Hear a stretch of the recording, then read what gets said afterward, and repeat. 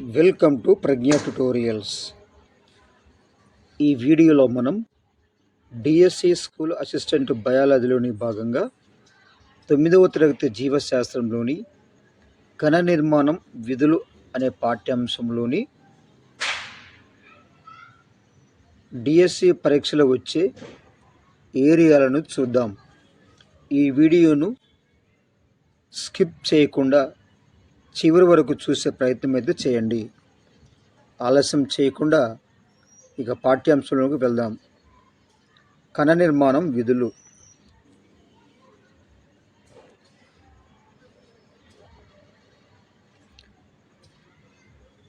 కణం గురించి జరిగిన అనేక అన్వేషణలు, పరిశోధనలు వివిధ రకాల కణాల ఆకారాలు, పరిమాణాలు, ఏకకణ మరియు బహుకణ జీవుల గురించి 8వ తరగతి పాఠ్యాంశంలో మనం నేర్చుకుని ఉన్నాం.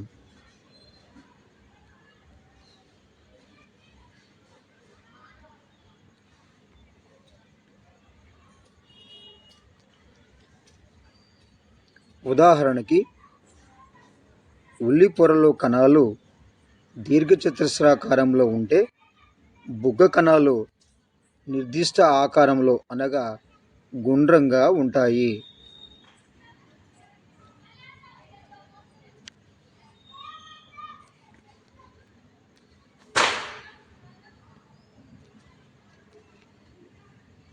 నెక్స్ట్, తొలినాళ్ళలో కణాన్ని సరళ సూక్ష్మదర్శిని ద్వారా అధ్యయనం చేసేవారు. సంయుక్త సూక్ష్మదర్శిని కనుగొన్న తర్వాత దాని ద్వారా పరిశీలించినప్పుడు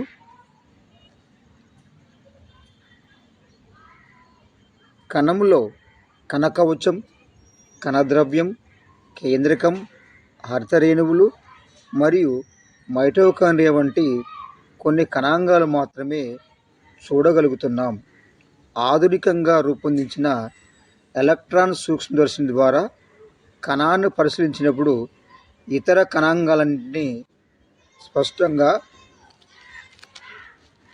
చాలా స్పష్టంగా కనబడతాయి. అనగా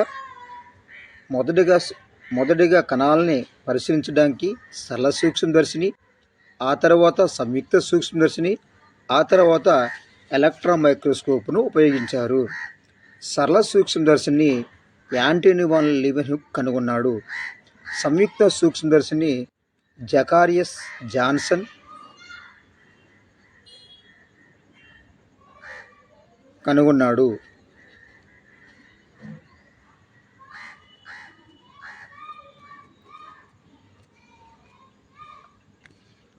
నెక్స్ట్, కణాన్ని అధ్యయనం చేయడానికి శాస్త్రవేత్తలు వివిధ రకాల మొక్కలు,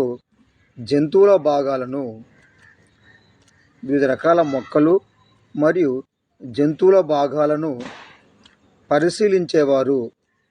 వాటి బొమ్మలు గీయడం, ఛాయాచిత్రాలను తీసుకోవడం, నమూనాలను తయారు చేయడం మొదలైనవి చేసేవారు. ఈ పరిశోధనలు వృక్ష, జంతు కణాల గురించి అనేక విషయాలను తెలుసుకోవడానికి తోడ్పడ్డాయి.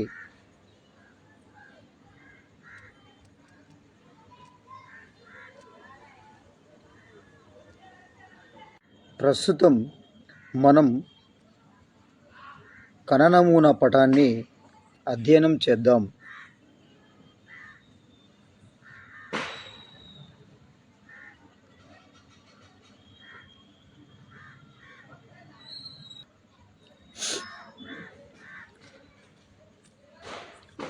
నమూనా కణం నమూనా వృక్ష కణంలో కానీ జంతు కణంలో కానీ చూపించబడిన కణాంగాలన్నీ అన్ని కణాలలో తప్పనిసరిగా ఉండాలనే నియమమేదీ లేదు. అందులో ప్రతి కణం సర్వసాధారణంగా కనబడే కణాంగాలు ఉండవచ్చు. ఉదాహరణకు వృక్ష నమూనా కణంలో హరితరేణువులను తప్పనిసరిగా చూపిస్తాం. కానీ మొక్క అన్ని కణాల్లో హరితరేణువులు ఉండవని మనకు తెలుస్తుంది.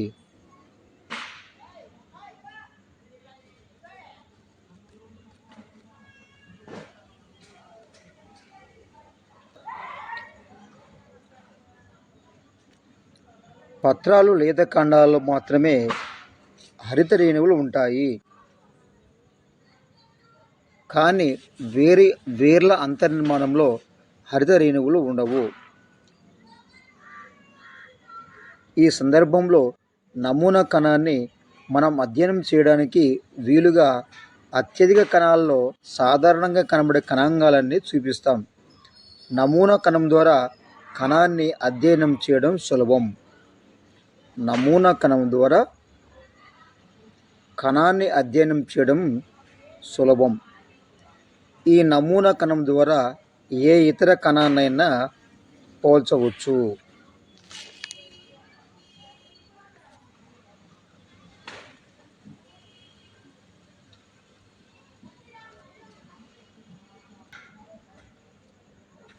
నమూనా జంతు కణం, అదేవిధముగా నమూనా వృక్ష కణం. జంతు కణాలు అనేవి గుండ్రంగా ఉంటాయి. వృక్ష కణాలు దీర్ఘచతురస్రాకారంలో ఉంటాయి.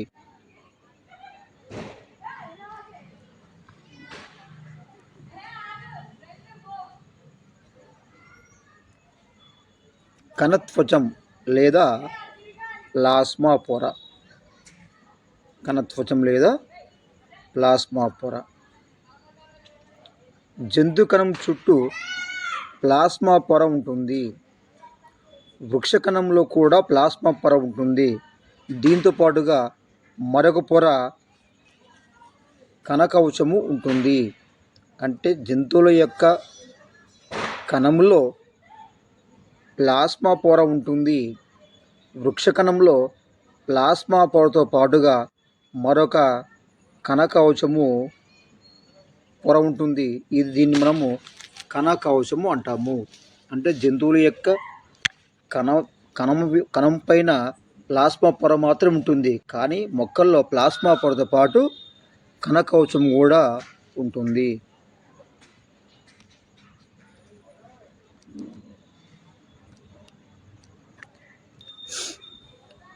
ప్లాస్మా పొరను పరిశీలించడానికి మొక్కలలో రియోపత్రాన్ని ఉపయోగిస్తారు.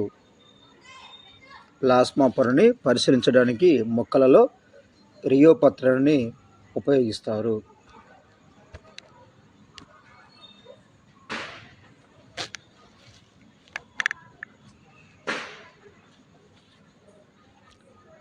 రియోపత్రపు పారదర్శపు పొర మీద ఉప్పు ద్రావణాన్ని వేసినప్పుడు పత్రములోని కణాల్లో ఉన్న నీరంతా వెలుపలకు వస్తుంది. దీని ఫలితంగా కణద్రవ్యం కణత్వచంతో పాటు కుదించబడుతుంది.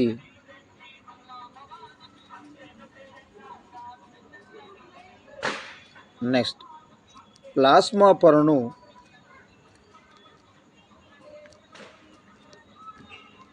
పొరను నిర్మాణాన్ని మనం ఎలక్ట్రాన్ మైక్రోస్కోప్తో మాత్రమే చూడగలుగుతాం. ప్లాస్మా పొర నిర్మాణాన్ని మనం ఎలక్ట్రాన్ సూక్ష్మదర్శిని ద్వారా మాత్రమే చూడగలుగుతాం. నెక్స్ట్, ప్లాస్మా పొర సరళంగా ఉండి ప్రోటీన్లు, లిపిడ్లతో నిర్మితమై ఉంటుంది. రైట్, ఇక బిట్ చూడండి. ప్లాస్మా పొర అనేది సరళంగా ఉండి ప్రోటీన్లు అదేవిధంగా లిపిడ్లతో తయారై ఉంటుంది. జంతు కణం యొక్క బాహ్యత్వచాన్ని ప్లాస్మా పొర అంటారు. జంతు కణం యొక్క బాహ్యత్వచాన్ని ప్లాస్మా త్వచం అంటారు. ప్లాస్మా పొర కణములోని కణద్రవ్యాన్ని బాహ్య పరిసరాలతో వేరు చేస్తుంది. అదేవిధముగా కణత్వచం కణం యొక్క ఆకారాన్ని మరియు పరిమాణాన్ని నిర్దేశించడమే కాకుండా కణద్రవ్యాన్ని ఆవరించడం వల్ల బాహ్య పరిసరాల నుండి నీరు లోపల భాగాలకు రక్షణ కల్పిస్తుంది. రైట్. జంతు కణములో ఉన్నటువంటి ఈ ప్లాస్మా పొర అనేది మనం ఎలక్ట్రాన్ మైక్రోస్కోప్తో మాత్రమే చూడగలము. ఈ ప్లాస్మా పొరలో సరళంగా ఉండి ప్రోటీన్ లిపిడ్లతో నిర్మితమై ఉంటుంది. జంతు కణం యొక్క బాహ్య త్వచను మనము ప్లాస్మా పొర అంటాము. ఈ ప్లాస్మా పొర ఏం చేస్తుందంటే కణంలోని కణం లోపల నుండి ఈ యొక్క కణద్రవ్యాన్ని బాహ్య పరిసరాలతో వేరు చేస్తుంది. ఇక రెండవది కణత్వచం ఏం చేస్తుంది? కణత్వచం కణం యొక్క ఆకారాన్ని అదేవిధంగా పరిమాణాన్ని నిర్దేశిస్తుంది. అంతేకాకుండా కణద్రవ్యాన్ని ఆవరించి ఉండడం వల్ల బాహ్య పరిసరాల నుండి లోపలి భాగాలకు రక్షణ కల్పిస్తుంది ఈ యొక్క ప్లాస్మా పొర.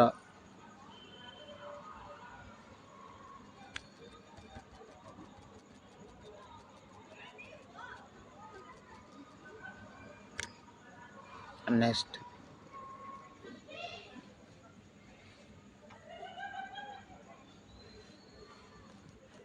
కణములోని అంతర వాతావరణం బాహ్య వాతావరణంతో పోల్చినప్పుడు వేరుగా ఉంటుంది.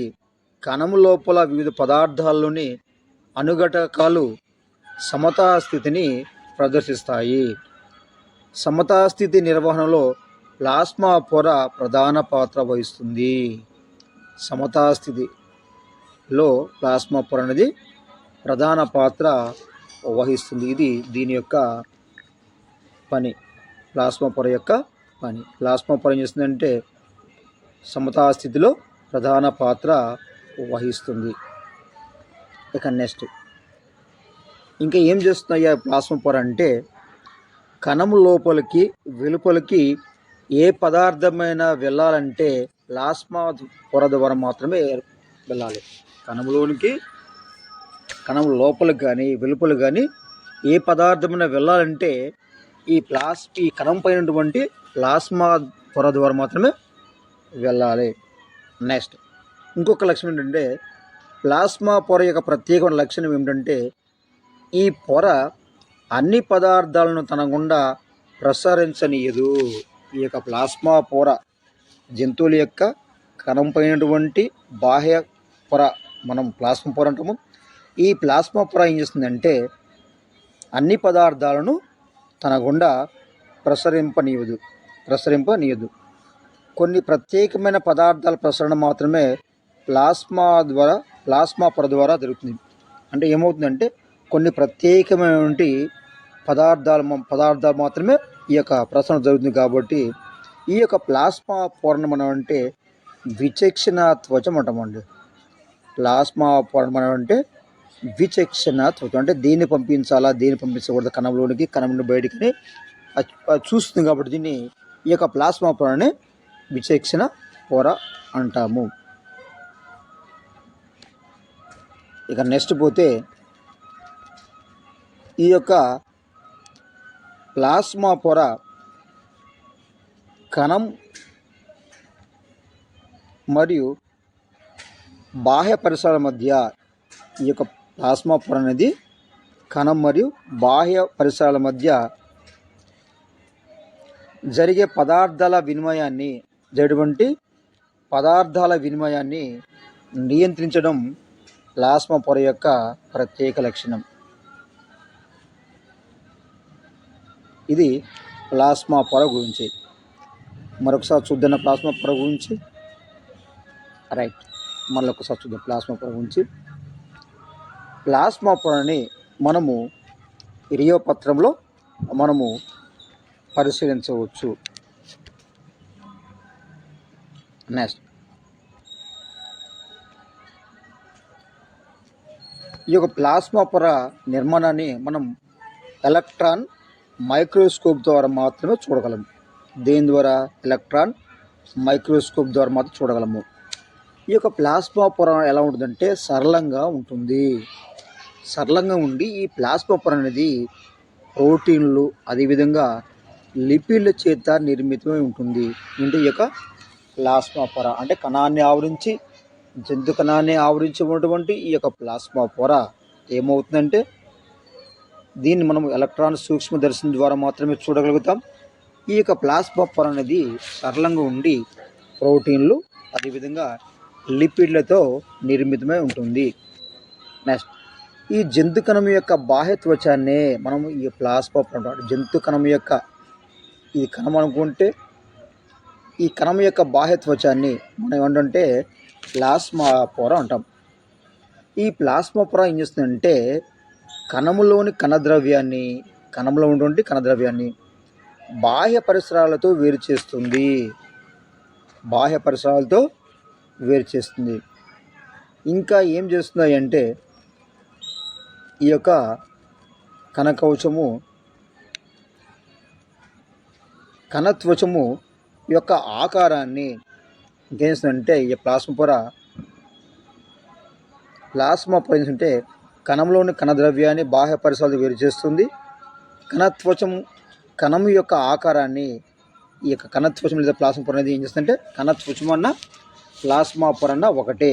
ఈ యొక్క కణత్వచము లేదా ప్లాస్మా పొర ఏంటంటే కణం యొక్క ఆకారాన్ని అదేవిధంగా పరిమాణాన్ని నిర్దేశిస్తుంది. అంత మాత్రమే కాకుండా కణద్రవ్యాన్ని ఆవరించి ఉండటం వల్ల బాహ్య పరిసరాల నుండి లోపల భాగాలకు రక్షణ కల్పిస్తుంది. కణద్రవ్యాన్ని ఆవరించడం వల్ల బాహ్య పరిసరాల నుండి లోపల భాగాలకు రక్షణ కల్పిస్తుంది ఈ యొక్క ప్లాస్మా పొర లేదా కణత్వచం అనేది.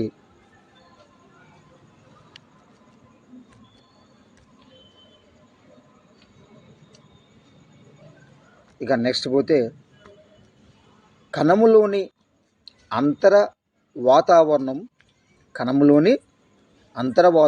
బాహ్య వాతావరణంతో పోల్చినప్పుడు వేరుగా ఉంటుంది. కణము లోపల వివిధ పదార్థాలలోని అనుఘటకాలను సమతాస్థితిని ప్రదర్శిస్తాయి. సమతాస్థితి నిర్వహణలో ప్లాస్మా పొర ప్రధాన పాత్ర వహిస్తుందండి. కణం యొక్క సమతాస్థితిలో యొక్క ప్లాస్మా పొర అనేది ప్రధాన పాత్ర వహిస్తుంది. అంటే సమతాస్థితిని కలిగి ఉంటుంది ఈ యొక్క ప్లాస్మా పొర. నెక్స్ట్ ఇంకేం చేస్తుందంటే కణం లోపలికి వెలుపలికి ఏ పదార్థమైనా వెళ్ళాలంటే ప్లాస్మా పొర ద్వారా మాత్రం వెళ్ళండి. కణం లోపలికి కానీ బయటకు కానీ ఏ పదార్థమైనా వెళ్ళాలంటే ప్లాస్మా పొర ద్వారా మాత్రమే వెళ్ళాలి. ప్లాస్మా పొర యొక్క ప్రత్యేక లక్షణం ఏమిటంటే ఈ పొర అన్ని పదార్థాలను తమ గుండా ప్రసరించనీయదు. ఈ పొర అన్ని పదార్థాలను తన గుండా ప్రసరింపనీయదు. కొన్ని ప్రత్యేకమైన పదార్థాల ప్రసరణ మాత్రమే ప్లాస్మా పొర ద్వారా జరుగుతుంది. కాబట్టి ఈ యొక్క ప్లాస్మా పొరని మనం ఏమంటే విచక్షణ త్వచము అంటాము. ప్లాస్మా పొరని విచక్షణ త్వచము అని అంటాము. ప్లాస్మా పొరని ఏమంటామంటే విచక్షణ త్వచము అంటాము. రైట్. కణం మరియు బాహ్య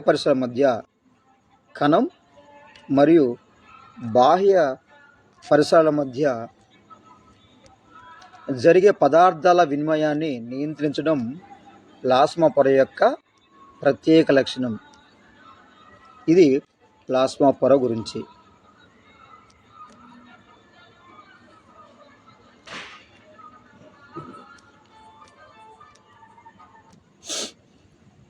నెక్స్ట్ కణాన్ని ఆవరించి ఈ ప్లాస్మా పొర తర్వాత కణ కవచం ఉంటుంది. మీకు ముందుగా చెప్పాను, జంతువుల కణములో మాత్రమే ప్లాస్మా త్వచం ఉంటుంది. కానీ మొక్కల యొక్క కణములో కణాన్ని ఆవరించి ప్లాస్మా పొరతో పాటు అదనంగా మరొక పొర ఉంటుంది. ఆ పొరే కణ కవచము లేదా సెల్ వాల్. అంటే ఈ కణ కవచం అనేది మొక్కల్లో ఉంటుంది, జంతువులలో ఉండదు. మొక్కల్లోని కణానికి జంతువులోని కణానికి ప్రధానమైన తేడా ఏంటంటే జంతువుల యొక్క కణాన్ని ఆవరించి ప్లాస్మా పొర ఉంటుంది. కానీ మొక్కల యొక్క కణాన్ని ఆవరించి ప్లాస్మా పొరతో పాటు కణకవచం ఉంటుంది. ఈ కణకవచం ఉండడం అనేది వృక్ష కణాల్లో కనబడే ఈ యొక్క ప్రత్యేకమైన భాగం ఈ యొక్క కణకవచం. కాబట్టి కణకవచం ఉండడం అనేది మొక్కల యొక్క ప్రత్యేక లక్షణం. రైట్. జంతు కణాల్లో ప్లాస్మా పొర వెలుపలి పొరగా ఉంటే వృక్ష కణాల్లో ఈ యొక్క ప్లాస్మా పొరతో పాటుగా సెల్యులోజ్తో నిర్మితమైన మరొక పొర కణకవచంగా పనిచేస్తుంది. రైట్. కణకవచం అనేది వృక్ష కణాన్ని ఆవరించినటువంటి ప్రత్యేకమైన నిర్మాణము. జంతు కణాల్లో ప్లాస్మా పొర అనేది వెలుపల పొరగా ఉంటే వృక్ష కణాల్లో మాత్రము ప్లాస్మా పొరతో పాటుగా కణకవచము ఉంటుంది. ఈ కణకవచం అనేది సెల్యులోజ్తో నిర్మితం ఉంటుంది. మొక్కల యొక్క కణం పైన ఉన్నటువంటి కణకవచం అనేది సెల్యులోజ్తో నిర్మితమై ఉంటుంది. ఇది వృక్ష కణానికి జంతు కణానికి ప్రధానమైన తేడా. అంటే జంతు కణంలో కణాన్ని ఆవరించే ప్లాస్మా పొర ఉంటుంది. కానీ మొక్కల్లో ప్లాస్మా పొరతో పాటుగా అదనంగా కణకవచం ఉంటుంది. ఈ కణకవచం అనేది సెల్యులోజ్తో తయారై ఉంటుంది. ఇది వృక్ష కణానికి జంతు కణానికి ప్రధానమైన తేడా. ఇక్కడ కూడా బిట్టు అడిగే అవకాశం అయితే ఉంటుంది. నెక్స్ట్, కణకవచము చాలా దృఢంగా ఉన్నప్పటికీ ఇక్కడ ప్లాస్మా పొర అనేది దృఢంగా ఉండదండి. ప్లాస్మా పొర అనేది దృఢంగా ఉండదు, కానీ కణకవచం అనేది చాలా దృఢంగా ఉంటుంది. ఈ కణకవచం ఎక్కడ నుంచి చెప్పాము మనము? వృక్ష కణాల్లో ఉంటుంది. కణకవచం చాలా దృఢంగా ఉన్నప్పటికీ రంధ్రాలు కలిగి ఉన్న సరళమైన పొరలా ఉంటుంది. రైట్. ఇక్కడ కణకవచం అనేది ఒకటి దృఢంగా ఉంటుంది, రెండవది సరళమైన పొరలాగా ఉంటుందండి. దృఢంగా ఉంటుంది, కణకవచం అనేది సరళమైన పొరలా ఉంటుంది, అదేవిధంగా దృఢంగా ఉంటుంది. నెక్స్ట్, మరి ఈ కణకవచం యొక్క విధి ఏంటి అంటే కణానికి నిర్దిష్టమైన ఆకారాన్ని ఇస్తూ రక్షణను కల్పిస్తుంది ఈ యొక్క కణకవచం. మొక్క యొక్క కణము పైన ఉన్నటువంటి ఒక పొరే ఈ యొక్క కణకవచము. ఈ కణకవచము కణానికి ఏం చేస్తున్నాయి అంటే కణానికి నిర్దిష్టమైన ఆకారాన్ని ఇస్తుంది. కణానికి నిర్దిష్టమైన ఆకారాన్ని ఇచ్చేది కణకవచం. అదేవిధంగా కణానికి రక్షణను కూడా కలిగిస్తుంది. మొక్క యొక్క కణం పైన ఉన్నటువంటి ఈ కణకవచము కణానికి కావాల్సిన నిర్దిష్టమైన ఆకారాన్ని, అదేవిధంగా రక్షణ కూడా కలిగిస్తుంది.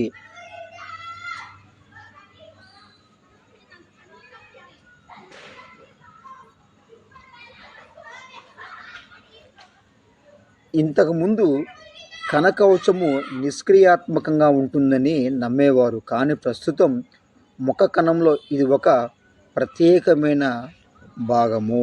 మొక్క కణంలో ప్రత్యేకమైన భాగమే ఈ యొక్క కణకవచము. నెక్స్ట్, కణములో పెరుగుదల మరియు అభివృద్ధి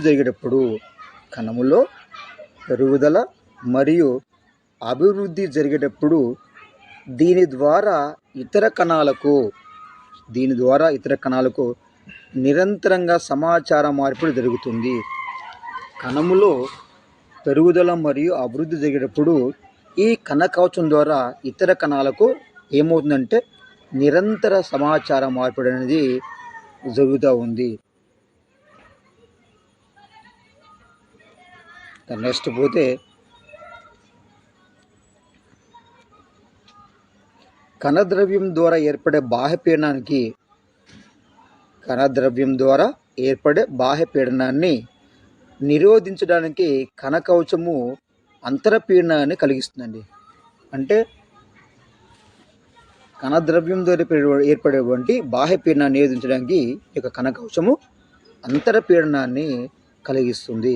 అందువల్ల పరిసరాల్లో జరిగే మార్పును తట్టుకునే శక్తి జంతు కణం కంటే వృక్ష కణానికి ఎక్కువ.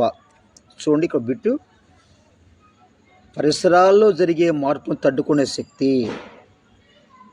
పరిసరాలలో జరిగే మార్పులను తట్టుకునే శక్తి జంతు కణం కంటే వృక్ష కణానికి ఎక్కువ ఉంటుంది.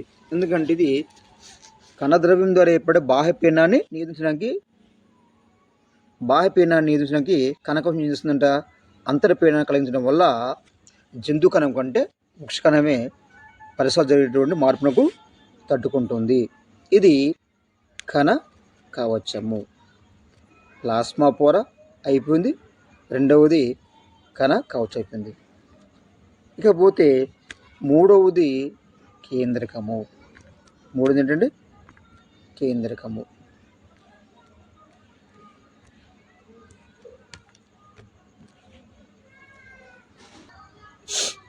నెక్స్ట్ కణములో మూడవ భాగము కేంద్రకము. మొదటి భాగము ప్లాస్మా పొర, రెండవది కణ కవచము, మూడవది కేంద్రకము. ప్లాస్మా పొర అనేది జంతువుల కణాల్లో మాత్రమే ఉంటుంది. మరి కణ కవచం అనేది మొక్కల్లో కణంలో ఉంటుంది. ప్లాస్మా పొరతో పాటు కణ కవచం కూడా ఉంటుంది. నెక్స్ట్ మూడవది కేంద్రకము. కణ మధ్య భాగంలో, కణము అనుకుంటే ఇది కణము అనుకుంటే చూద్దామండి ఒక నిమిషం. ఇది కణం అనుకుంటే కణం యొక్క మధ్య భాగంలో, ఇది కేంద్రకం అండి. ఇది కేంద్రకం. కణ మధ్య భాగంలో ముదురు రంగుతో కనబడే గుండ్రటి లేదా గుండ్రని భాగాన్ని కేంద్రకం అంటారు. కణం మధ్య భాగంలో ఈ విధంగా గుండ్రగా ముదురు రంగుతో కనబడేటువంటి ఈ యొక్క నిర్మాణాన్ని, కణం యొక్క మధ్య భాగంలో ఈ విధంగా గుండ్రగా ముదురు రంగుతో కనబడేటువంటి ఈ యొక్క గుండ్ర నిర్మాణాన్ని మనము కేంద్రకం అంటాము. ఈ కేంద్రకాన్ని 1831 సంవత్సరంలో 1831 సంవత్సరంలో ఎవరు కనుగొన్నారు? రాబర్ట్ బ్రౌను కేంద్రకం అని నామకరణం చేశాడు. రాబర్ట్ బ్రౌను ఈ కణం యొక్క మధ్య భాగంలో ముదురు రంగులో కనబడే ఈ నిర్మాణానికి కేంద్రకం అని నామకరణం చేశాడు రాబర్ట్ బ్రౌన్. మరి కణాన్ని కనుగొంది ఎవరు? Robert hook. కేంద్రకాన్ని కనుగొంది రాబర్ట్ బ్రౌన్. రైట్. ఎప్పుడు కనుగొన్నాడంటే, ఎప్పుడు పేరు పెట్టాడు? 1831 సంవత్సరంలో రాబర్ట్ బ్రౌను ఈ యొక్క భాగానికి కేంద్రకాన్ని నామకరణం చేశాడు. రైట్. ఆ సమయంలో రాబర్ట్ బ్రౌన్కి కేంద్రకం విధుల గురించి తెలియదు. కణము యొక్క మధ్య భాగంలో ఉన్నటువంటి ఈ ముదురు భాగాన్ని, ఈ ముదురు రంగుతో ఈ గుండ్రటి భాగాన్ని రాబర్ట్ బ్రౌన్ 1937 సంవత్సరంలో మరి కేంద్రకము అని నామకరణం చేశాడు. కానీ మరి కేంద్రం యొక్క విధుల గురించి పనుల గురించి ఈ యొక్క రాబర్ట్ బ్రౌన్కి తెలియదు. నెక్స్ట్ కణములో కేంద్రకం అనేది అతి ముఖ్యమైన కణాంగం అండి. కణములో అతి ముఖ్యమైనది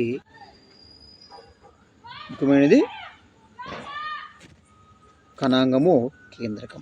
కణములో కేంద్రకం అనేది అతి ముఖ్యమైన కణాంగం. నెక్స్ట్ ఈ కేంద్రకాన్ని ఏమంటారంటే కణ నియంత్రణ గది అని కూడా ఈ యొక్క కేంద్రకాన్ని అంటారు. రైట్. కణం యొక్క మధ్య భాగంలో ముదురు రంగులో కనబడే ఈ గుండ్ర నిర్మాణాన్ని కేంద్రకం అంటాము. 1937 సంవత్సరంలో రాబర్ట్ బ్రౌన్ ఈ భాగానికి మరి కేంద్రకం నామకరణం చేశాడు. కానీ ఆ కేంద్రకం యొక్క విధుల గురించి ఈ యొక్క రాబర్ట్ బ్రౌన్కి తెలియదు. కణంలో ఉన్నటువంటి అతి ముఖ్యమైన కణాంగమే ఈ యొక్క కేంద్రం. అంటే కణములో ఈ యొక్క కేంద్రకం అనేది ఇదంతా కణం అండి. ఇదంతా కణం. ఇది కణము, ఇది కేంద్రకం.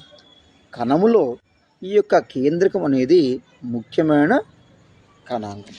అంటే కణములో కేంద్రకం అనేది ఒక కణాంగం మాత్రమే. అంటే కణంలో రైబోజోములు, లైసోజోములు, మైటోకాండ్రియా, గాల్జీ సెల్స్ అంటే కణాంగాలు ఉంటాయి.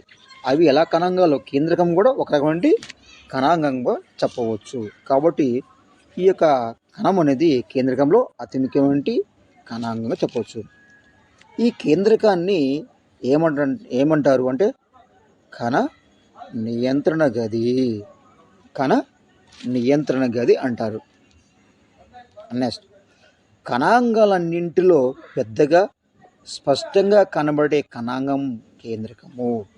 అంటే కణం యొక్క నిర్మాణం చూసినట్లయితే కణంలో అన్ని కణాంగాల కంటే కూడా ఈ యొక్క కేంద్రకం అనేది పెద్దగా, అదేవిధంగా స్పష్టంగా కనబడేటువంటి కణాంగంగా మనము చెప్పవచ్చు.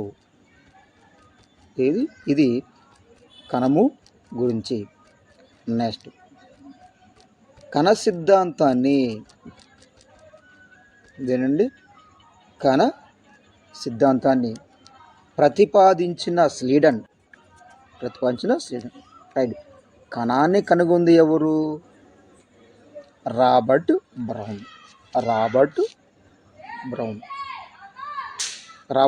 కాదండి. కణాన్ని కనుగొంది ఎవరు? Robert hook. కణాన్ని కనుగొంది రాబర్ట్ హుక్. కేంద్రకాన్ని కనుగొంది ఎవరు? Robert brown. అదేవిధంగా కణ సిద్ధాంతాన్ని ప్రతిపాదించింది స్లీడన్. ఎవరండి? స్లీడన్. చూడండి ఇక్కడ గుర్తుంచుకోవాలి. కణాన్ని కనుగొన్న శాస్త్రవేత్త రాబర్ట్ హుక్. కణాన్ని కనుగొన్న శాస్త్రవేత్త, కణాంగం కేంద్రకం అని పేరు పెట్టే శాస్త్రవేత్త రాబర్ట్ బ్రౌన్. అదేవిధంగా కణ సిద్ధాంతాన్ని ప్రతిపాదించిన శాస్త్రవేత్త స్లీడన్. కణాన్ని కనుగొన్నదేమో రాబర్ట్ హుక్. కేంద్రకం అని పేరు పెట్టింది రాబర్ట్ బ్రౌన్. కణ సిద్ధాంతాన్ని ప్రతిపాదించింది ఎవరు? స్లీడన్. ఈ 3 బిట్స్ కూడా చాలా ఇంపార్టెంట్. ఈ యొక్క స్లీడన్ ఏమన్నాడంటే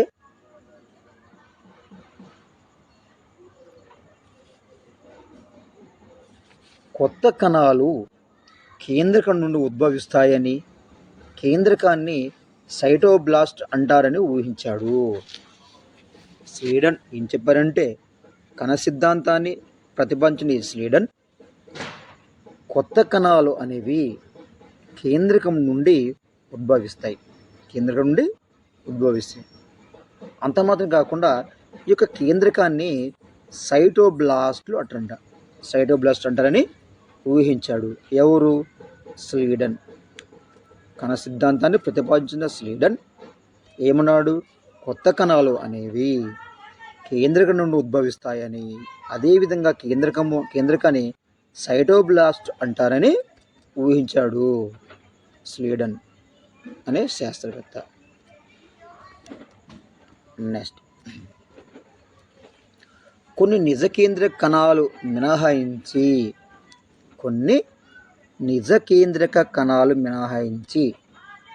మిగిలిన అన్ని నిజ కేంద్రక కణాల్లో కేంద్రకము ఉంటుంది.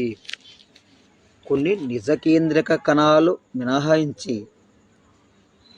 మిగిలిన అన్ని నిజ కేంద్రక కణాల్లో కేంద్రకం ఉంటుంది.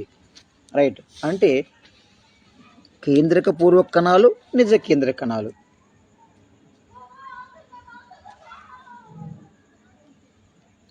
కేంద్రక పూర్వక కణాల్లో కేంద్రకము ఉండదు. మరి నిజ కేంద్రక కణాల్లో కేంద్రకం ఉంటుంది. కానీ అన్ని నిజ కేంద్రక కణాల్లో మరి కేంద్రకాలు ఉండవు. కేంద్రక పూర్వ కణాల్లో కేంద్రకము ఉండదు. నిజ కేంద్రక కణాల్లో కేంద్రకం ఉంటుంది. కానీ కొన్ని నిజ కేంద్రక కణాల్లో కేంద్రకం అనేది ఉండదు. ఎక్కడ అంటే ఇది చాలా ఇంపార్టెంట్. ఒకసారి గుర్తుంచుకుందాం. క్షీరదాల ఎర్ర రక్త కణాల్లో మొక్కల పోషక కణజాలంలోని చాలని నాళాల్లో కేంద్రకము ఉండదండి. అంటే అన్ని నిజ కేంద్రక కణాల్లో కేంద్రకం ఉంటుంది, కానీ మరి నిజ కేంద్రక కణాలు కలిగినటువంటి ఈ యొక్క క్షీరదాల ఎర్ర రక్త కణాల్లో, అదేవిధంగా మొక్కల యొక్క పోషక కణజాలంలోని చాలని నాళాల్లో అనేవి వాటిలో కేంద్రకము ఉండవు. వీటిలో కూడా ప్రారంభ దశలో కేంద్రకం ఉంటుంది. అంటే ఎర్ర రక్త కణాల్లో, అదేవిధంగా మొక్కల్లో ఉన్నటువంటి పోషక కణజాలంలో చాలనాలలో ప్రారంభంలో కేంద్రకం ఉంటుంది. తర్వాత ఈ కేంద్రకము కణాల నుంచి తొలగించబడి నశిస్తాయి. అంటే కేంద్రక పూర్వ కణాల్లో కేంద్రకము ఉండదు, నిజ కేంద్రక కణాల్లో కేంద్రకము ఉంటుంది, కానీ కొన్ని నిజ కేంద్రక కణాల్లో కేంద్రకము అనేది ఉండదు. ఏంటివి అంటే క్షీరదాల ఎర్ర రక్త కణాల్లో, అదేవిధంగా మొక్కల్లోని పోషక కణజాలంలోని చాలని నాళాల్లో కేంద్రకము ఉండదు. వీటిలో ప్రారంభ దశలో కేంద్రకం ఉంటుంది, తర్వాత ఇవి తొలగించబడి నశిస్తాయి. ఇక నెక్స్ట్ పోతే కణ విధులన్నింటినీ, ఇది చాలా ఇంపార్టెంట్ అండి. అసలు కేంద్రం యొక్క విధి ఏంటంటే కణ విధులన్నింటినీ కేంద్రకము క్రమబద్ధీకరించి నియంత్రిస్తుంది. అంటే కణంలో జరిగేటువంటి ఆ యొక్క పనులన్నీ కూడా ఏది నియంత్రిస్తుంది అంటే కేంద్రకము నియంత్రిస్తుంది. కణ విధులన్నింటినీ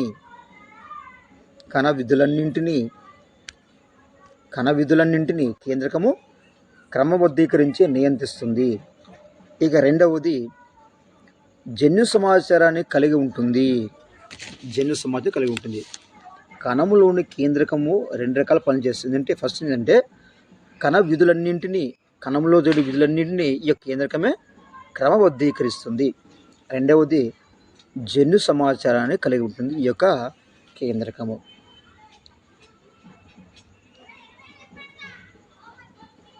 ఇది జీవుల లక్షణాలను నిర్ధారిస్తుందని అంటారు. కేంద్రకం చేస్తుందంటే కేంద్రకంలో జన్యు సమాచారం ఉంటుంది, కాబట్టి ఈ కేంద్రకము జీవుల లక్షణాలు, ఈ యొక్క జన్యువులు అనేవి జీవుల యొక్క లక్షణాలను నిర్ధారిస్తుంది. కాబట్టి కణ విభజనలో కూడా కేంద్రకం ప్రధాన పాత్ర వహిస్తుంది.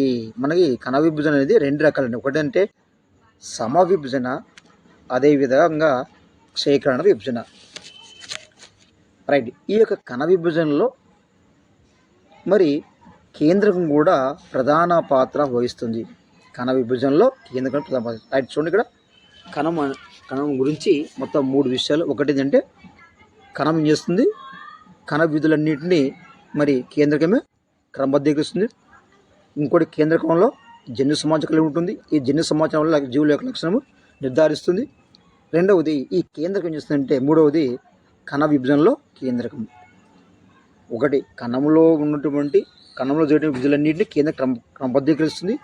జన్యు సమాచారాన్ని కలిగి జీవుల లక్షణాన్ని నిర్ధారిస్తుంది.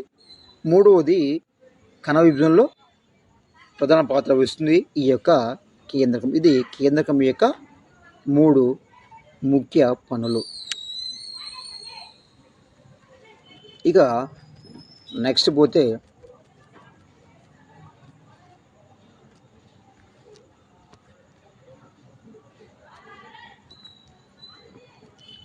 కేంద్రకం కణద్రవ్య పదార్థాలను వేరు చేస్తూ కేంద్రకాన్ని ఆవరించిన త్వచాన్ని కేంద్రక త్వచము అంటారు. రైట్. కేంద్రకము కణద్రవ్య పదార్థాలను వేరు చేస్తూ, చూడండి, ఇది కణం మధ్యలో ఉండి కేంద్రకం కణద్రవ్య పదార్థాలను వేరు చేస్తూ కేంద్రకాన్ని ఆవరించిన త్వచాన్ని, ఇది కేంద్రకం, ఇది మధ్యలో ఉండే కేంద్రకంగా దీని ఆవరించి ఒక పొర ఉంటుందండి. ఈ పొర అంటే కేంద్రక త్వచం ఉంటుంది. రైట్. ఈ కేంద్రక త్వచం అనేది ప్లాస్మా పొరను పోలి ఉంటుంది.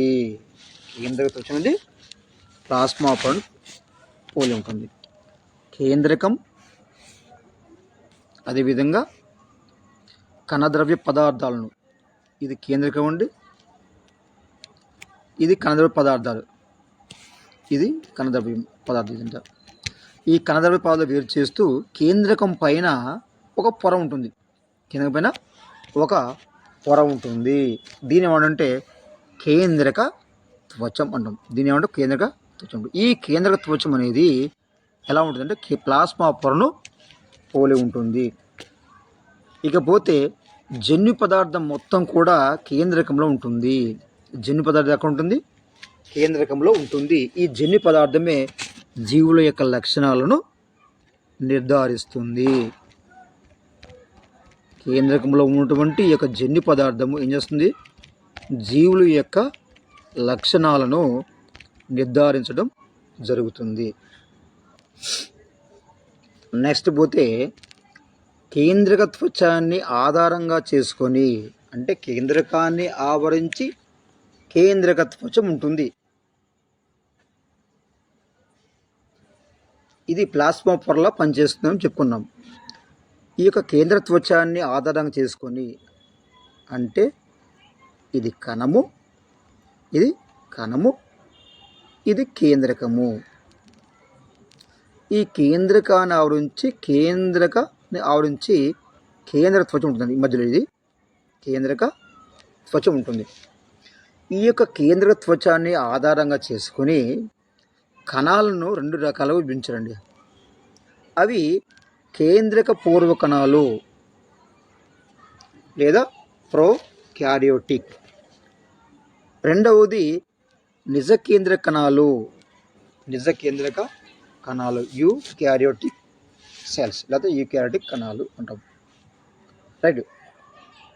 అంటే ఒక కణములో ఉన్నటువంటి కేంద్రకాన్ని ఆవరించి ఉన్నటువంటి ఆ యొక్క కేంద్ర త్వచాన్ని ఆధారంగా చేసుకొని కణాలను 2 రకాలు విభజించారు. ఒకటి కేంద్రక పూర్వ కణము, ఒకటి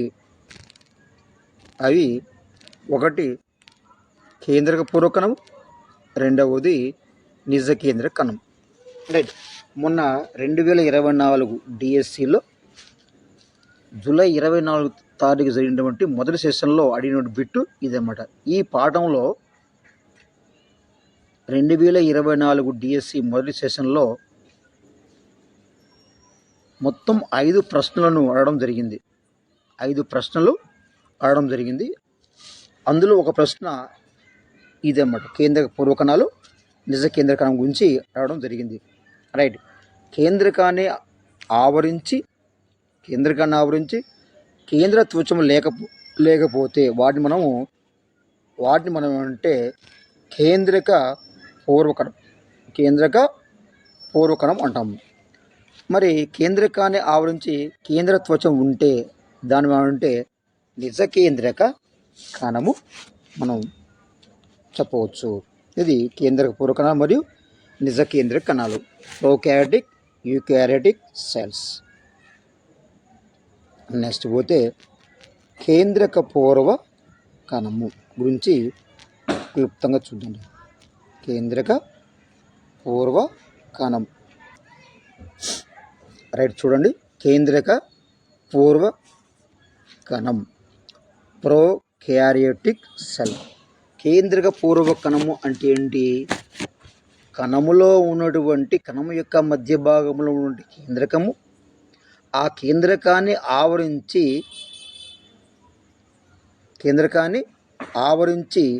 త్వచము లేనట్లయితే, ఆ యొక్క కేంద్రకాన్ని ఆవరించి కేంద్రక త్వచము లేనట్లయితే దాన్ని మనము కేంద్రక పూర్వకణం అంటాము. మరొకసారి చెప్తాను. కేంద్రక పూర్వకణం అంటే కణము ఇలా ఉంటే కణం మధ్య భాగంలో ఈ విధంగా కేంద్రకం ఉంటుంది. కణం యొక్క మధ్య ఈ విధంగా కేంద్రకం ఉంటుంది. ఈ కేంద్రకాన్ని ఆవరించి కేంద్రక త్వచం ఇది ఉంటుంది.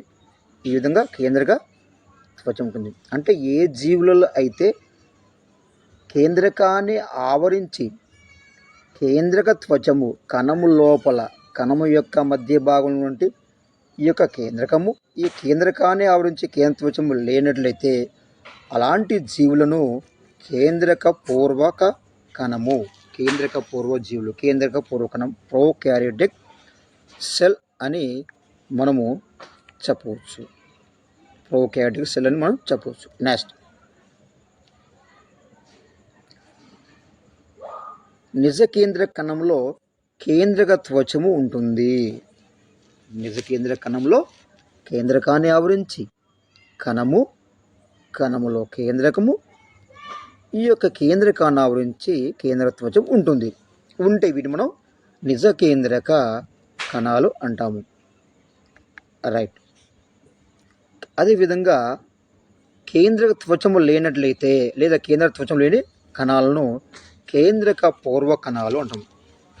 కేంద్రక పూర్వ కణాలు అంటాము.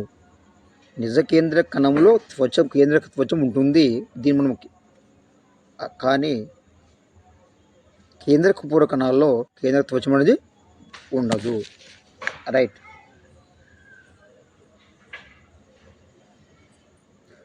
కేంద్ర పూర్వ కణాల్లో కేంద్ర త్వచం లేనప్పటికీ కేంద్రక పూర్వ కణాల్లో కేంద్రక త్వచం లేనప్పటికీ ఈ యొక్క జన్యు పదార్థం అనేది కణద్రవ్యంలో విస్తరించి ఉంటుంది. అంటే నిజ కేంద్రక కణాల్లో జన్యు పదార్థం అనేది కేంద్రకముల్లో ఉంటుంది.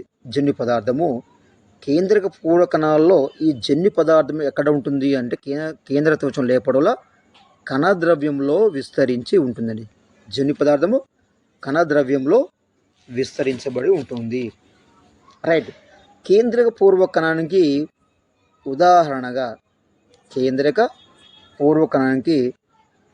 ఉదాహరణగా మనం ఏం చెప్పచ్చు అంటే బ్యాక్టీరియా, అదేవిధంగా సైనోబ్యాక్టీరియా లేదా నీలి ఆకుపచ్చ శైవలాలు, బ్లూ గ్రీన్ ఆల్గే అంటాం.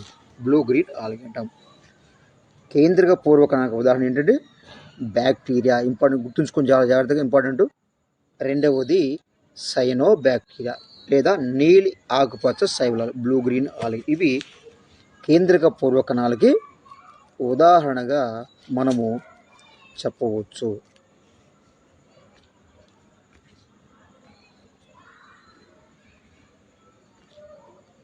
నెక్స్ట్,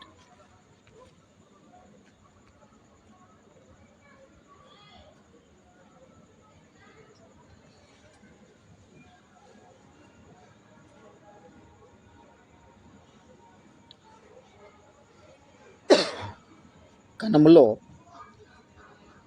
నెక్స్ట్ భాగం వచ్చేసి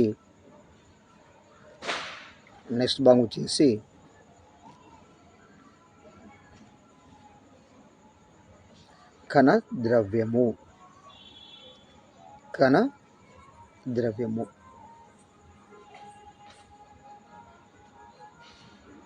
ప్లాస్మా పొరచే ఆవరించి ఉన్న జిగురు లాంటి ద్రవ పదార్థమే.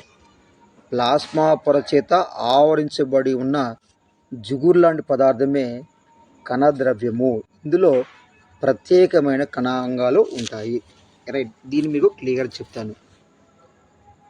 ఇది కణము అనుకుంటే ఇది కేంద్రకం అనుకుంటే ఈ యొక్క కేంద్రకానికి ఈ యొక్క ప్లాస్మా పొరకి మధ్య ఉన్నటువంటి ఈ జిగురు లాంటి పదార్థాన్నే మనము కణద్రవ్యము లేదా సైటోప్లాజం అంటాం. రైట్. కణద్రవ్యము అంటే కణాన్ని ఆవరించినటువంటి ప్లాస్మా పొర అదేవిధంగా మధ్య కేంద్రకానికి మధ్యలో ఉన్నటువంటి జిగురు లాంటి పదార్థాన్ని మనం అంటే కణద్రవ్యము లేదా సైటోప్లాజం అంటాము. ఈ కణద్రవ్యము లేదా ఈ సైటోప్లాజంలో కణాంగాలు ఉంటాయి. రైట్. కణాంగాలు ఎక్కడ ఉంటాయంటే కణము లోపల కేంద్రకానికి అదేవిధంగా కణం పైనటువంటి ప్లాస్మా పొరకు మధ్య ఉన్నటువంటి ఈ యొక్క జిగురు లాంటి పదార్థంలో ఉన్నటువంటి అక్కడక్కడ వెదజల్లబడి ఉన్నటువంటి ఈ యొక్క నిర్మాణాలు మనం అంటే కణాంగాలు అంటాము. ఏంటవి కణాంగాలు? రైబోజోములు, లైసోజోములు, గాల్జీ సంక్లిష్టం, అంతర్జీవ ద్రవ్యజాలం, మైటోకాండ్రియా, హరితరేణువులు, ఇవన్నీ కూడా మనము కణాంగాలు అని చెప్పవచ్చు. అంటే కణములో ప్లాస్మా పొరకు అదేవిధంగా కేంద్రకానికి మధ్య ఉన్నటువంటి జిగురు వంటి పదార్థాన్ని మనం అంటే కణ ద్రవ్యము అంటాం. కణ ద్రవ్యము లేదా దీన్ని మనము సైటోప్లాజం అంటాము. కణ ద్రవ్యము లేదా సైటోప్లాజం అని అంటాము. ఈ కణ ద్రవ్యము లేదా సైటోప్లాజంలో ఏమిటి అంటే ప్రత్యేకమైన కణాంగాలు ఉంటాయి. ప్రత్యేకమైన కణాంగాలు ఏం కణాంగాలు? రైబోజోములు, లైసోజోములు, గాల్జీ సంక్లిష్టం, అంతర్జీవ ద్రవ్యజాలకము, మైటోకాండ్రియా, హరితరేణువులు, రిక్తికలు అనేటువంటి వివిధ రకాల కణాంగాలు అనేవి ఈ యొక్క సైటోప్లాజంలో ఉంటాయి. ఇక నెక్స్ట్ పోతే కణములో ప్రతి కణాంగం అనేది కణములో ప్రతి కణాంగం అనేది అంటే కణాంగము అనేది ఎక్కడ ఉంటుంది? కణములో ఉంటుంది. ఇది కణము అనుకుంటే ఇది కేంద్రకం అనుకుంటే ఇక్కడ ఉంటాము. ఈ కణాంగాలు ఇవి కణాంగాలు. రైట్. ప్రతి కణములో ప్రతి కణాంగం నిర్దిష్టమైన విధిని నిర్వర్తిస్తుంది. అంటే కణములో ఉండే ప్రతి కణాంగం అంటే రైబోజోములు, లైసోజోములు, రిక్తికలు, మైటోకాండ్రియా, హరితరేణులు ఇవన్నీ కూడా ఒక్కొక్క విధిని నిర్వహిస్తుంది. నెక్స్ట్ కణాంగాన్ని ఆవరించి త్వచము ఉంటుంది. కణాంగాన్ని ఆవరించి త్వచము. ఏ కణాంగం? మైటోకాండ్రియా కావచ్చు, అదేవిధంగా హరితరేణులు కావచ్చు. ఈ విధంగా ఉన్నటువంటి ఈ కణాంగాలను ఆవరించి ఉంటుందంటే త్వచం అనేది ఉంటుంది. నెక్స్ట్ కేంద్రక పూర్వ కణంలో కేంద్రక త్వచమే కాకుండా పూర్వ కణంలో త్వచమే కాకుండా త్వచం కలిగిన కణాంగాలు కూడా ఉండవు. ఇది చాలా గుర్తుపెట్టుకోండి. ఇంపార్టెంట్. కేంద్రక పూర్వ కణంలో ఇది కేంద్రకం అండి. ఈ కేంద్రకాన్ని ఆవించి త్వచం ఉండదు. కేంద్రకాన్ని ఆవించి త్వచం ఉండదు. ఈ త్వచమే కాకుండా త్వచం కలిగినటువంటి కణాంగాలైనటువంటి రైబోజోములు, లైసోజోములు, మైటోకాండ్రియా, హరితరేణులు, గాల్జీ సంక్లిష్టం అటువంటి ఈ విధమైన కణాంగాలు అనేవి ఉండవు. అంటే కేంద్రక పూర్వ కణంలో ఎలాంటి కణాంగాలు అనేవి ఉండవు. కాబట్టి కేంద్రక పూర్వ కణాంగమైనటువంటి మైటోకాండ్రియా, హరితరేణువులో ఎలాంటి కణాంగాలు ఉండవనే మనము చెప్పవచ్చు. కానీ త్వచము లేని రైబోజోములు మాత్రం ఉంటాయి. చూడండి, కేంద్రక పూర్వ కణాల్లో కణాంగాలు ఉండవు, కానీ త్వచము లేని రైబోజోములు మాత్రమే, అంటే కేంద్రక పూర్వ కణాల్లో రైబోజోములు మాత్రమే ఉంటాయి. కానీ నిజ కేంద్రక కణాల్లో మైటోకాండ్రియా, గాల్జీ సంక్లిష్టము, హరితరేణువు వీటితో పాటు రైబోజోములు ఉంటాయి నిజ కేంద్ర కణాలు. కానీ కేంద్ర పూర్వ కణంలో త్వచములైనటువంటి రైబోజోములు మాత్రమే ఉంటాయి.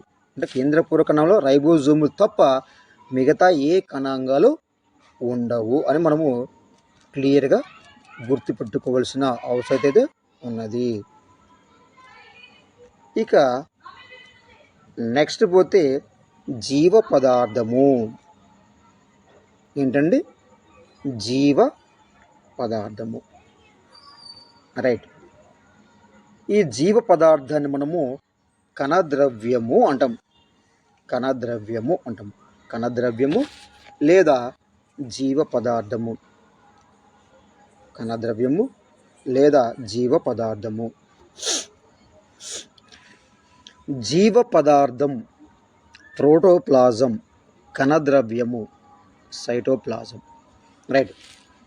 చాలా కాలం వరకు జీవికి సంబంధించిన అంశాలన్నీ కణము లోపల ఉన్న ద్రవ పదార్థం లేదా జిగురు పదార్థంలో నిల్వ ఉంటుందని నమ్మేవారు. ఈ పదార్థాన్ని జీవ పదార్థము అనేవారు. అంటే జీవికి సంబంధించినటువంటి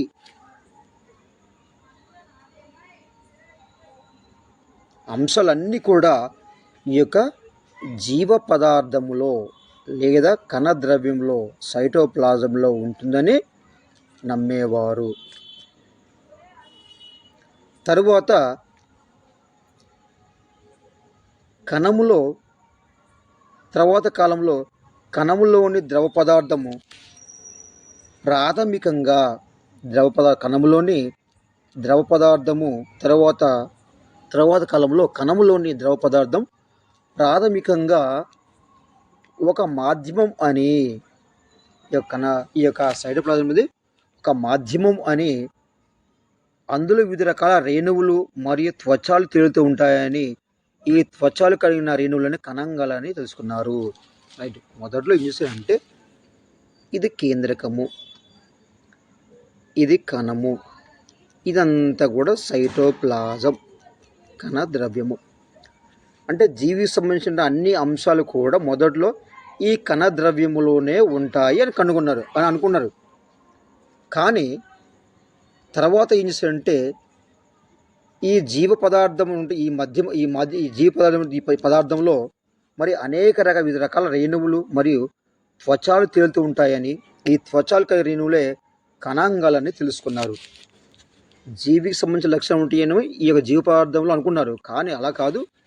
ఈ యొక్క జీవ పదార్థంలో ఈ యొక్క సైటోప్లాజంలో లేదా కణ ద్రవ్యంలో ఏముంటాయంటే మరి రేణువుల వలె త్వచాలు కలిగి తేలుతూ మరి కణాంగాలు అనేవి ఉంటాయని తర్వాత తెలుసుకోవడం అయితే జరిగింది. నెక్స్ట్ అంటే ఈ యొక్క జీవ పదార్థంలో లేదా కణద్రవ్యంలో, కణద్రవ్యం ఎక్కడుందండి? కణద్రవ్య జీవ పదార్థము కణములో కేంద్రకానికి మరియు ప్లాస్మా పొరకు మధ్య ఉన్నటువంటి జిగురు వంటి పదార్థము. ఇది కణము, ఇది కేంద్రకము, ఇది ప్లాస్మా పొర, ఇది కేంద్ర త్వచము. ఈ కేంద్ర త్వచానికి ప్లాస్మా పొరకు మధ్య ఉంటే ఈ యొక్క జిగురు పొర, ఇది జిగురు పొర. దీంట్లో ఏమిటంటే వివిధ రకాల రేణువులు అదేవిధంగా త్వచాలతో కలిగినటువంటి కణాంగాలు ఉంటాయని తర్వాత తెలుసుకోవడం అయితే జరిగింది. ఇక నెక్స్ట్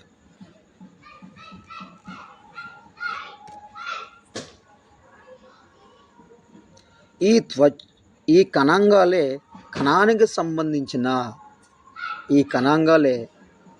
సంబంధించిన అనేక విధులు నిర్వర్తిస్తాయని, ఈ కణాంగాలలోనే జీవం ఉంటుందని అవగాహన చేసుకున్నారు. అంటే ఈ కణంలో ఉన్నటువంటి ఒక్కొక్క కణాంగం అనేది ఒక్కొక్క విధిని నిర్వర్తిస్తుందని తర్వాత తెలుసుకున్నారు. నెక్స్ట్ కేంద్రకాన్ని కనుగొన్నది ఎవరు? రాబర్ట్ బ్రౌన్ కేంద్రకం పేరు పెట్టాడు. కేంద్రకాన్ని కనుగొన్న తర్వాత కణంలో ద్రవ పదార్థాన్ని కేంద్రక త్వచం లోపల మరియు కేంద్ర త్వచం వెలుపల పదార్థంగా విభజించడం జరిగింది. కేంద్రకాన్ని కనుగొన్న తర్వాత కణంలో ద్రవ పదార్థాన్ని 2 రకాలుగా విభజించారండి.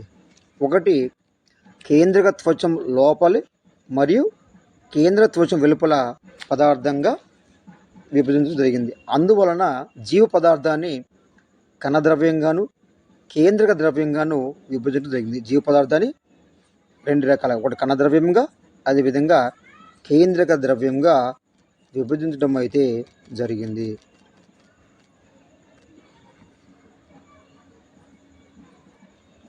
నెక్స్ట్ ఇక్కడ ఇంపార్టెన్స్ బిట్టు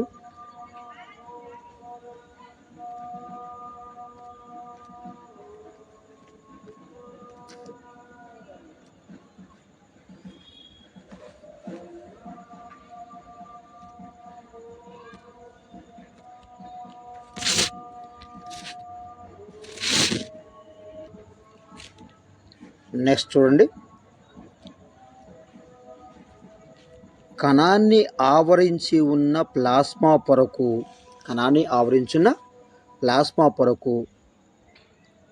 కణం మధ్యలో ఉన్నటువంటి కేంద్రకపు పొరకు మధ్య ఉన్న పదార్థమే కణద్రవ్యము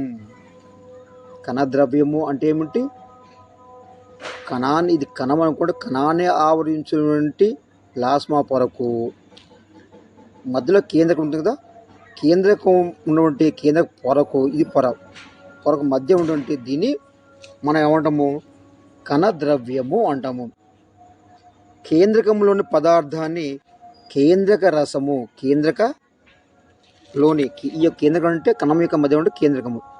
ఈ కేంద్రకంలో ఉన్నటువంటి పదార్థాన్ని మనం ఏమంటామంటే కేంద్రక రసం లేదా కేంద్రక ద్రవ్యముగా పిలువబడింది. ఇక్కడ 2 రకాల జీవ పదార్థాలు ఉన్నాయండి. ఒకటేమో కణద్రవ్యము, రెండవది కేంద్రక రసం. కణద్రవ్యం ఏంటి? కణానికి కేంద్రకానికి మధ్య ఉన్నటువంటి ద్రవాన్ని కణద్రవ్యం ఉంటుంది. కేంద్రక రసం అంటే ఏంటి? కేంద్రకంలోని పదార్థాన్ని కేంద్రక రసం అంటాం. కేంద్రక రసం రైట్. కణములోని ద్రవ్యాన్ని జీవ పదార్థాన్ని 2 రకాలుగా విభజించారు. అవి ఒకసారి క్లియర్ చూడండి. ఇప్పుడు ఇది కణం, ఇది కేంద్రకం, కేంద్రక త్వచం, ఇది ప్లాస్మా పొర. కణంలోని ప్లాస్మా పొరకు కేంద్రకంలోని కేంద్రక ఉన్నటువంటి ఈ యొక్క పొరకు మధ్య ఉండే ఈ యొక్క జిగట పదార్థాన్ని ఏమంటామంటే కణద్రవ్యం ఉంటుంది. మరి కేంద్రక రసం ఏంటంటే ఈ యొక్క కేంద్రకంలో ఉన్నటువంటి ఈ పదార్థాన్ని కేంద్రక రసము లేదా కేంద్రక ద్రవ్యంగా పిలువబడింది.